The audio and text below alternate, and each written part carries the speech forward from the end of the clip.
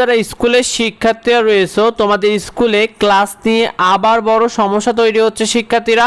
দেখো ইতিমধ্যেই দেখা যাচ্ছে যে স্কুলে ক্লাস নিয়ে বারবার কেন পরিবর্তন হচ্ছে। আমরা দেখতে পেরেছি যে স্কুলে অনলাইন এবং অফলাইন ক্লাস নিয়ে তোমাদের ইতিমধ্যেই 31শে মার্চ শিক্ষামন্ত্রী প্রথমে পরিকল্পনার কথা জানিয়েছিল, এরপরে 2 এপ্রিল প্রধানমন্ত্রী এবং মন্ত্রিসভায় বৈঠক হয়েছে, আবার 5 এপ্রিলও শিক্ষামন্ত্রীর সিদ্ধান্ত পেছানোর কথা হয়েছে।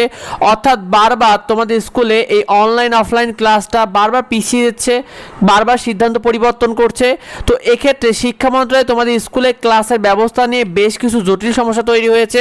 অর্থাৎ তোমাদের স্কুলে ক্লাস ব্যবস্থা কেমন হবে এটা নিয়ে একটা জটিল সমস্যা তৈরি হয়েছে, যার কারণে তারা বারবার বৈঠক করেও তোমাদের এই বিষয়টা নিয়ে চূড়ান্ত সিদ্ধান্ত নিতে পারছে না শিক্ষার্থীরা। মূলত তোমাদের স্কুলে ক্লাস নিয়ে কী কী সমস্যা হচ্ছে দেখো, এক্ষেত্রে সবথেকে বড় বিষয় যে সব শিক্ষার্থীরা যে ইন্টারনেট এবং স্মার্টফোন আছে কিনা এটা নিয়ে সমস্যায় পড়ছে। সেই সাথে অনলাইনে ক্লাস কতদিন চলবে, অর্থাৎ তোমাদের অনলাইন ক্লাস যদি চালু করে তারা কতদিনের জন্য চালু করবে এই প্রায় একটা সমস্যা তৈরি হচ্ছে। সেই সাথে শিক্ষকদের অনলাইনে ক্লাস নিতে পারবে কিনা, অর্থাৎ তোমাদের যারা শিক্ষকরা রয়েছে তারা তোমাদের অনলাইনে ক্লাস ঠিকমতো নিতে পারবে কিনা এটা নিয়েও তারা সমস্যার মধ্যে পড়েছে। সেই সাথে দীর্ঘ সময় ক্লাস করে তোমাদের উপর কী প্রভাব পড়তে পারে, অর্থাৎ তোমাদের যদি দীর্ঘ সময় অনলাইনে ক্লাস করো সেক্ষেত্রে এটা তোমাদের উপর কী প্রভাব পড়তে পারে, আবার অভিভাবকরা বিষয়টি কেমন দেখছে পুরো বিষয়টাকে তারা পর্যালোচনা করছে শিক্ষার্থীরা।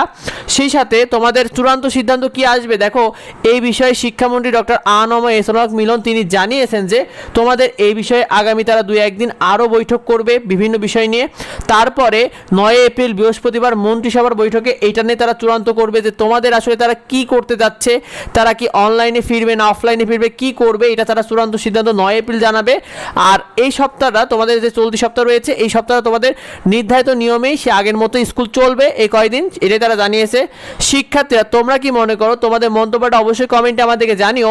আর এই বিষয়টা বেশি বেশি করে তোমার বন্ধুদের মধ্যে শেয়ার করে দাও, যাতে এই বিষয়টা অন্যরা জানতে পারে।